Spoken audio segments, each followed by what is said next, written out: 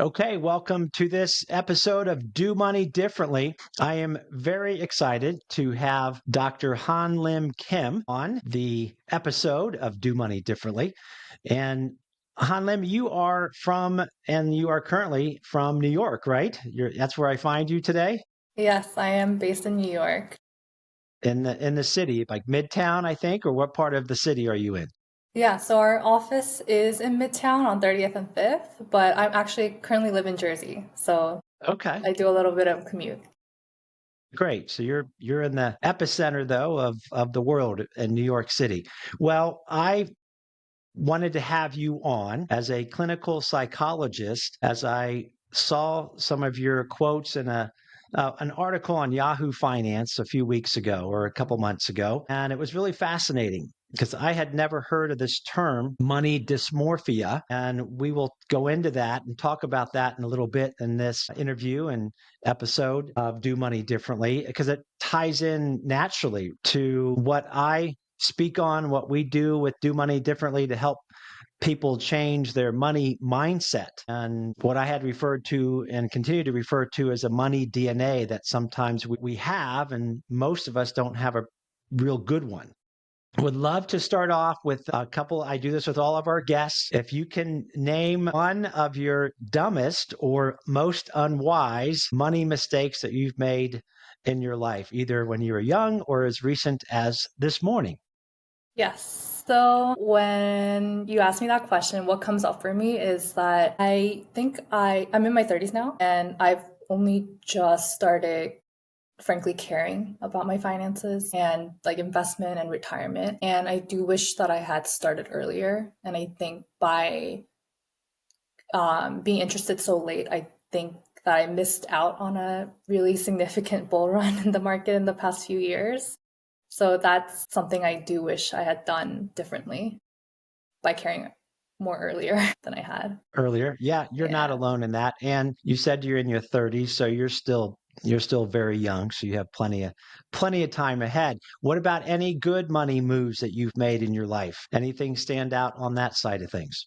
Yeah, so what came to mind was, I had a very clear memory of being at our dining table with my dad over dinner, and he was trying to teach me or talk about the difference between value and worth. And that really stuck with me. And I think something I'm proud of is that every expenditure or spending that I've had, I've always thought about value versus worth, like what the price is versus what it is worth to me or valuable to me. And so I think I'm proud to say that every purchase or expenditure has been something that was very intentional and not frivolous. That's fantastic. You even said some words that I like to say when it comes to spending money intentionally. So that's wonderful. Thank you. And tell us the listeners, the viewers, where did you grow up? Yes, so I was born in Korea, but my dad's job took our family a lot around different cities in Asia. So I lived for a couple years in Singapore and then Hong Kong and then back to Korea. And then I came to New York for college and have been here since. Oh, that's fantastic. And then what moved you, before we get into some questions, as a clinical psychologist, where did your interest form to go into that type of study and now is your career? Yeah, so this is actually my second career. I was in marketing initially, and I studied econ and psych, with econ being my major, more my focus. And I think I've always been like curious and interested in psychology, but not enough to like go to grad school for it, at least during my undergrad years. I remember graduating from college and telling my mom I'm never going to school again. And I would have never known that I would be in school for 7 more years after that. But yeah, so I pivoted because I think I there were some practical reasons of thinking about how can I be in the job market as a woman, and also I want to have a family. What does that mean for me? And for me, I was thinking having a license would be helpful. And so incorporating that and also my previous interest in psychology, this made sense for me to, go into grad school and get a license to be a practitioner, basically. That's fantastic. Well, I have four adult kids, and the youngest is 20, and she's about ready to graduate. But one of my sons is a police officer, and he recent police officer out of the academy several months ago. But he also has an interest in psychology as well, and just how that plays out with money. So Mhm. I want to begin asking you some questions based on your practice and what you see amongst people. As a clinical psychologist, can you explain what you mean by cognitive behavioral therapy? What you specialize, I believe you specialize in that Mhm. CBT, so Yes. cognitive behavioral therapy. Curious as to what that's all about. Yeah, absolutely. So CBT or cognitive behavioral therapy is a type of psychotherapy that is evidence-based. And what that means to be evidence-based is that there's scientific research supporting and demonstrating its effectiveness in the treatment of mental health conditions such as depression and anxiety. The approach helps people understand the connection between their thoughts, emotions, and behaviors. And I have a little visual diagram showing this, and hopefully I can share it. Show, maybe see if I can. There you go. Okay. Is it working? Yeah. Okay. So again, this is a visual representation of what I will be talking about, but in everyday conversation, we often describe our emotions as if they're directly caused by a situation or event, right? So we say things like, oh, yes, the dinner last night really upset me, or that interaction last night really pissed me off, right? Mm-hmm. But Mm-hmm. the core of CBT is that it's not the situation itself only, but the thoughts, our interpretations of what the situation is that causes our emotions and behaviors. So our interpretations influence how we feel and react. And the key focus of CBT is identifying if there are any thought patterns that are unhelpful or biases that we continue to engage in, and to challenge and replace them to generate more balanced perspectives, and thus a more balanced emotion, and also, um, you know, behaviorally change to a way that helps us more. Yeah. And I actually also created some examples based on money situations. So this is Mm-hmm. very Yeah. common. Like, let's say my peers are talking about their investments or their Roth IRA or some account, right? And if Yeah. my thought is, I don't know what they're talking about, I'm so bad with money. If these are the automatic thoughts that I'm having in this neutral situation, Mm-hmm. it's I'm gonna feel insecure. I might feel hopeless about because I'm bad with money, right? If I have this belief that I'm bad with money, I'm gonna feel hopeless about my future investments potentially. And how this impacts my behavior is that I'm going to avoid learning about money. I'm going to avoid talking about money. I'm going to avoid just anything about money. That's potential. This is a potential diagram, right? Yeah. Sure. But in the same neutral situation, if the thought is, I haven't learned what these people are talking about yet, I don't know what these terms are, but I can start now, then the emotional reaction to this thought or this interpretation is that it's more neutral, or perhaps some people are eager to learn, or at least there's some hope, right?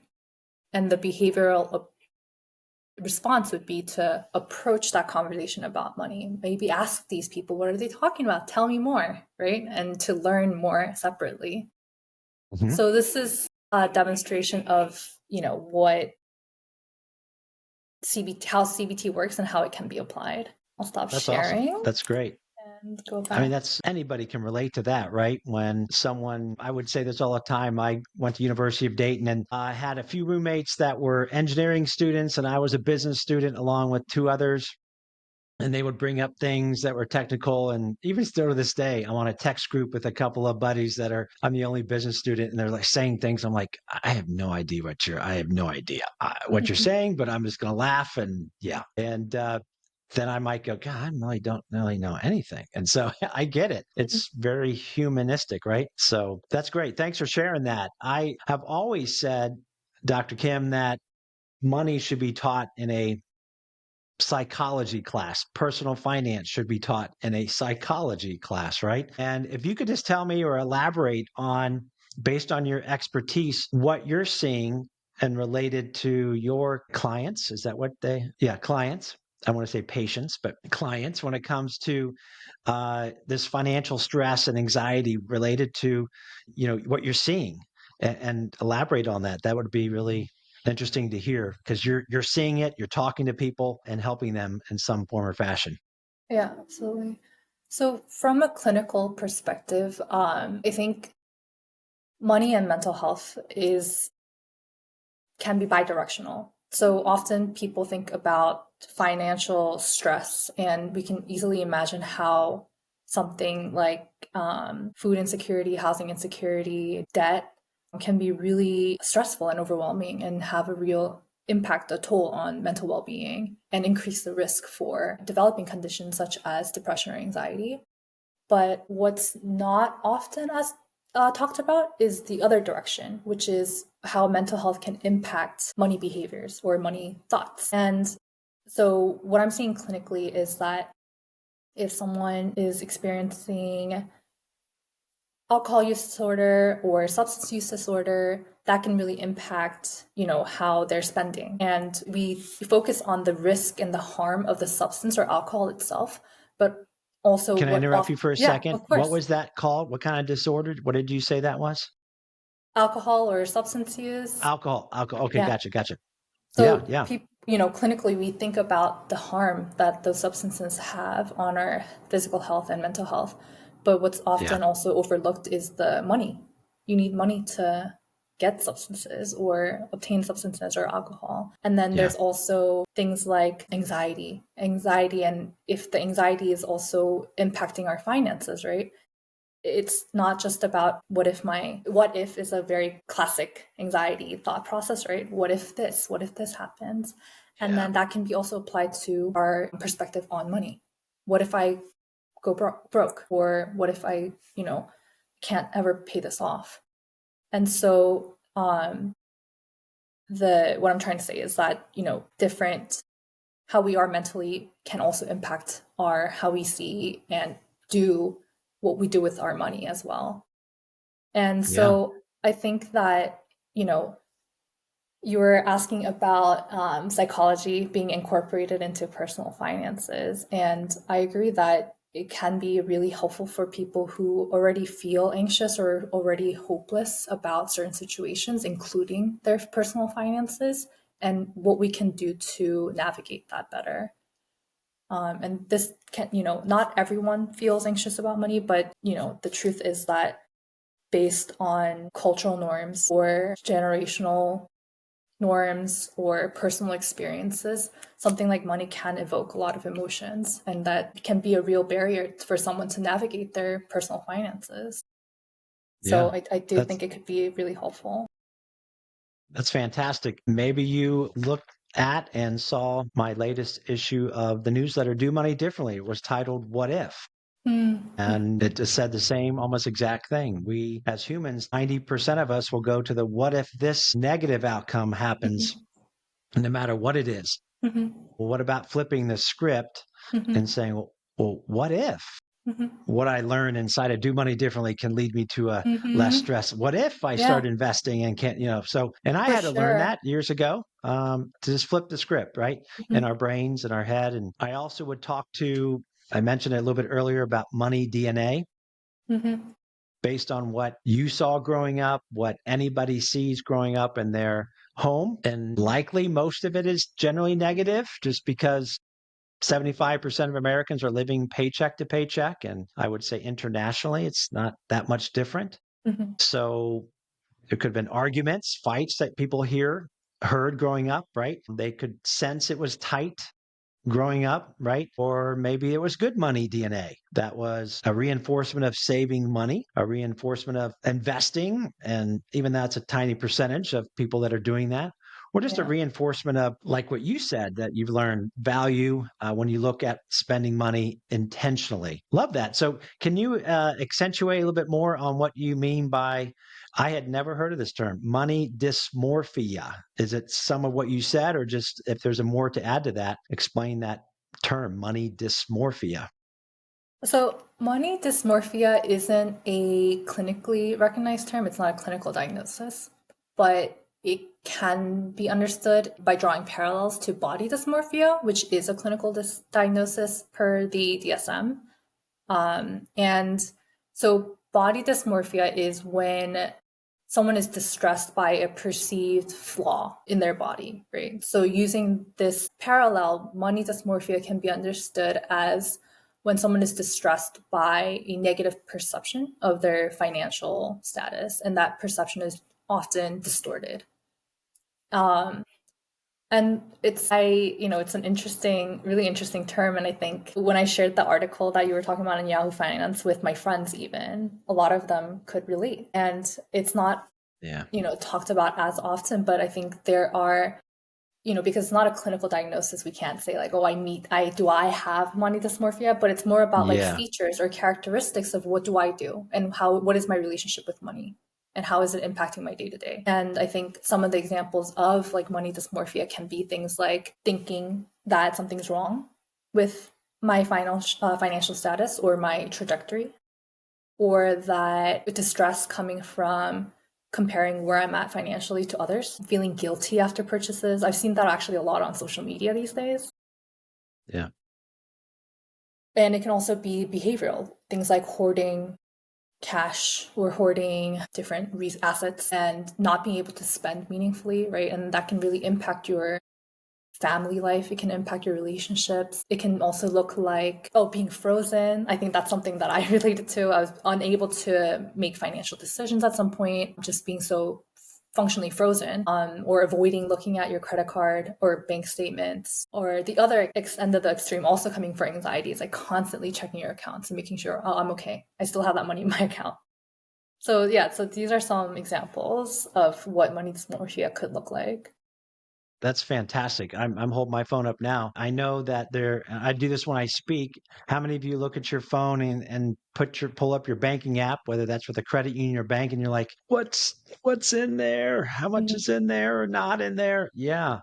Uh, I'm so glad I have you on for our podcast and for Do Money Differently subscribers. I really am. You know why? Because not just because of what you're sharing, it's so aligned with what we teach. But I think of the solutions to money dysmorphia as you describe that. Now that it's a beautiful description and definition. I talk about how having a single savings account is not a good thing. And people go, wait, what? And I tell them to get rid of it, ditch your Mhm. savings account. And then it's maybe a little bit of shock factor, but it's meant to go, wait, what? This guy telling me to get rid of my savings account? And so what I then say as the solution is to create more buckets, so more savings accounts, and put names to them, such Mhm. as if you value clothes and shoes. If that's what you value, then create a savings account called clothes and shoes and automate some money every month into that account. If you value travel, which everybody does, they want to do it. It's like every hand goes up. How many of you want to travel more down the road? Travel savings account, a new car savings account, a car repair savings account. The list goes on. Education, miscellaneous, emergency fund. And so that I believe, and correct me if I'm wrong, that could lead to less money dysmorphia and a more feeling of financial control. That's at least what we teach Mhm. that, yeah, okay. And so maybe the stress comes down, and then they won't feel as guilty, like you said, sometimes spending money. Hey, it's in my travel savings account, and I have saved for that specifically and intentionally. So I'm going to have a great time with my friends or my family in 6 months because I've been saving for this, and my vacation or whatever long weekend is going to feel good. Does that tie into some of the things that could be solutions to money dysmorphia? Yeah, I can see that as a practical solution because when I'm thinking about anxiety related to finances, a big part of anxiety, not for everyone, but a lot of people, is anxiety is uncomfortable, right? No one wants to feel uncomfortable. And so our natural response is to avoid them. And so it can be an avoidance of budgeting. You're describing budgeting for different buckets of things, right? And so Yeah. people who are so anxious, they're not even approaching that. They're probably not even looking at their account in that way. So that can be one functional solution, practical solution to getting someone to look at their accounts and to do saving in an intentional manner, and also then being able to spend in an intentional manner too. And Yeah. I think with sometimes the guilt is related to, again, from my perspective, because I come from a CBT lens, is that there's often a lot of thoughts underlying that guilt as well. And it might be, like you said, the DNA, right? What you saw growing up, and what did that teach you about spending? And sometimes it's about, oh, I can't buy this. I'm not worthy of making an X purchase, or Yeah. something generational. Or my parents never would buy this. I can't buy this, right? Even if they have Yeah. saved the funds for it. So then that would require further exploration and adjustment of how we're thinking and what we've learned about money and spending. Yeah, that's so great. I have money dysmorphia too. I think everyone has an element, and it's Mm-hmm. okay, right? Of buying certain things, especially when maybe my kids were younger and you just, it was all about making sure your kids are taken care of as much as then you're like, oh, I went out and bought a nice pair of jeans. Well, that was $120. I just felt, I remember feeling, "Well, that's weird," or I don't know, but we all have it. So Mm-hmm. it's just a matter of, I love the word awareness. Hey, if you're aware of it, then okay, it's not like nobody can do a 180 flip and become a financial robot and act perfectly with money. We never even promote any of that. Just make small changes to money and you're going to have more control, more feeling of control. A question I just came up with, it's not even on my list, I just have a couple left, is how many of your clients talk about their childhood? Because a lot of people naturally were told by parents, hey, do this, do that. Or when I do speak, I ask with a raise of hands, say in a group of 100, I'll have about 20 raise their hand to this question. How many of you love your parents, but just want to do money differently than them? So I get about 20%. It's almost uniform, no matter what size audience I speak in front of. And as they say, when 20 out of 100 people in public raise their hands, you can 2x or 2.5x that because some people just don't want to admit it. So you're looking at Right. half of people. So do you run across that with anybody that talks about how they grew up and how they want to maybe change, but change it for the good and not to disrespect their parents? Right, right. I think from a clinical perspective, often we do talk about childhood, but in the context of not necessarily money per se. But I think that's why I think for me, I was, like I mentioned initially when we first met, I was feeling nervous to go on a podcast. But a big reason that I wanted to talk about this topic as a psychologist perspective is that often people are coming into therapy not necessarily to talk about money behaviors. And even though this can be a really helpful resource. And so, with in our sessions, we do talk about childhood and how that impacts our current functioning. And generally that's about like mood or relationships or anxiety, but not necessarily as much about money in clinical perspectives. But I can tell you Yeah. from personally, I talk about it with my husband. We've talked about what we saw in our childhood and the lessons that we were taught explicitly or implicitly about money, and how that currently impacts our behaviors and what we would do potentially the same or different. And even with our friends too, for those who we do feel comfortable talking about money with. Yeah. Oh, that's great. And I just have a quick memory that's kind of fun and that childhood DNA too. I had a good money DNA, generally speaking. There's no perfect money DNA, no matter how you grew up. But I was certainly, my father told me to start investing my lawn mowing money in high school, and that was great. And I did that. And that's a really a big impetus to what I do now, just that Mhm. experience. But I do remember my dad, we had, six siblings, seven total kids. I'm the youngest, and he drove the same car for as long as it would go, right? And the same clothes he wore, there was nothing, fancy. And I remember buying my first kind of nice car at age 25 ish, and it was an Acura Legend. It was a used Acura Legend, but it was a nice, you couldn't tell. And I remember buying it for cash, $8,100, which was a big deal back then, and whatever that is, what that 1995 ish, maybe before. And I remember kind of going, "Oh my gosh, I'm driving a nicer car than my dad." Mm. Not that it was that much nicer, but Mhm. just it felt weird. Mhm. And so I'm like, "Oh, okay." So, but hey, I paid cash for it, so that kind of felt good. He would like that. Yeah. So I get it. It makes a lot of sense. And so our listeners, our viewers, I know they're getting a lot. I'm getting a lot out of your background and what you're sharing. Is there anything, a couple more questions? Is there anything related to what you're kind of seeing with younger people that might be of their own doing, though, too, and the kind of culture that we're living in? Is there anything is it social media stuff naturally that can help in this money dysmorphia too, right? Is there Mhm. anything to speak on what's going on that they are kind of more the culprits than even childhood, or what's aiding that problem with money in young people today? I was actually thinking about like the influence of social media for younger adults. And I know it's not the question you asked, but what I was thinking Yeah. about was that actually Yeah. I feel like social media has really been helpful because you know, it depends on the culture, but there are some cultures where talking about money explicitly is kind of frowned upon. And so to talk about investments, it's either done in the household, right? Like you said, good money DNA, talking about investment, good talking about savings, or you go to a um, expert, which who you have to pay for, right?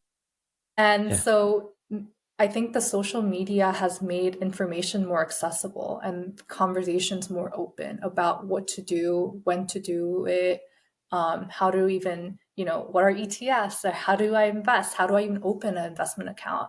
And I think what I've been seeing is that people are more open to talking about it and learning again, which is opposite of avoidance. And it's an approach and learning perspective. So I would actually think that the younger generation um, are more fearless and open to learning, and I think there's a positive influence of social media for that as well. I could not agree with you more. While we all know in general, even at any age, we all can have social media become a negative thing because we Mhm. spend either so much time on it, we know all that, right? Or just can get sucked into different areas. So I couldn't agree with you more with social media being a great outlet to talk about money, and from on social media. And it's kind of fun. Son of several months ago, Dad, you got to do this. And I did. And it was awkward to start, but now I enjoy it, and some fun commentary back and forth. And so I like that. Yes. It's a great place for someone who's young. Go, wait a minute. Oh, okay. They're actually talking about what I didn't know, but it's relatable, and I Mhm. can do this. I can do this too. Yeah. Right. So Even money that's awesome. dysmorphia, like having thoughts that feeling guilty about purchases, that's been a big discourse I've been seeing at least on my targeted posts. And so like for people to talk about that explicitly, and then the people who are watching to be relating and be having increased awareness of, oh, that's a thing that other people also do have, and what can I do differently about it? How is it impacting me? So that in itself I think can be a really helpful resource, especially for That's great. younger generation. That's great. Okay, final question. It may be possibly some repeat, but I just wrote down any solutions. What would be, if someone's watching this, whatever age they are, and they're late teens to 20s or 30, it doesn't really matter. Any two practical solutions that you would tell someone to start moving in a direction that can change their financial behavior that they feel confident about? Just any kind of solutions that you would give our listeners and viewers. I think coming from a CBT lens, I would probably incorporate a CBT skill, such as like a cognitive restructuring is one I showed in a very short example of that in the visual PowerPoint that I shared earlier. So you could use that same format, the visual diagram that I showed, and fill it out yourself and being like, okay, there was a situation regarding money or money behavior. What was my thought in that moment? How did it make me feel? And what was the consequence behaviorally? And what do I want to do differently or feel differently? And in order to do that, then we have to be very aware of our thoughts, right? So even practicing keeping a log of your thoughts in these situations. And then the next step would be to assess if there's any cognitive distortions. And you can Google that term, cognitive distortions, and there will be a lot of pages that show a list of examples of cognitive distortions, such as like labeling. I'm bad with money. That's a label Mm, that I put on myself, right? yeah. And what is so if we're using that as an example, right? The next step would be, okay, I've recognized this pattern or this cognitive distortion. What is evidence for it and what's evidence against it? And we're analyzing that thought itself with the goal of generating a more balanced, more nuanced thought. And that in itself then can change how we feel and how we act. And it's the beauty of CBT and this kind of form is that it sounds so simple, but when we try doing it, it's really hard. But with practice, it can be really helpful, not just in the context of money, but for a lot of other things as well. So I hope That's that's helpful. fantastic. Yes. No, it's super helpful. It's relatable to anxiety, panic attacks. What was it? The trigger. I'm not a fan of heights. I've told people all the time. I'm not a fan of driving over tall bridges, but I've gotten much better with. I'm not going to pass out. That kind of stuff. Everyone has that stuff, but yeah. So you kind of take notes of, okay, why did I react to that way? It's fantastic information that you're sharing in this podcast with us. I'm so thankful that you could be on. I learned a lot. I always do with my guests. We are just thankful you're on with Do Money Differently in this episode in this podcast. So thank you. Thank you for having me. It was really, again, such a important topic and interesting topic. And I'm really glad to have this platform where I can integrate my clinical psychology background to something that's not as often talked about, which is money and personal finances. So I It's hope fantastic. this I is almost helpful. forgot. I don't know. You're in New York. Are you allowed to do like Zoom counseling sessions for people out of state too? Right. No. So Feel I free to am. feel. There are some people who have the license to be able to see other people, people all over the state or the country. But I'm currently based in New York, and so I'm able to see clients, adults who are based in New York, and I can do meet virtually and also have an in-person office on in the city in Manhattan. Okay. So, all right, all you listeners, viewers of Do Money Differently in the state of New York, there is your great contact for if you need some help to take the next steps with anything. So, it took me a long time to go to counseling, by the way, for my own stuff way back uh, as people that I loved me wanted me to go a little sooner. It just takes time. And I certainly have not said one time, man, that was a waste of money, no matter what it was that I had to go through or anybody goes through. So, highly recommend if you need a little nudge, that's always valuable for someone. So, fantastic. Is there a website? Is there any website to send people to just to learn more about who you are or anything you want to provide contact wise? Yeah, I can share my link if there's somewhere to share that as well. But you can also just look me up using my name, Han That's Lim true. Kim, and Clarity There you go. Therapy. That's a practice that Clarity I'm at therapy. There it currently. is. That's the easy way. Fantastic. Again, Dr. Kim, thank you for being on Do Money Differently. And we wish you well and let's stay in touch. Thank you so much. Thanks for having me. Thank you.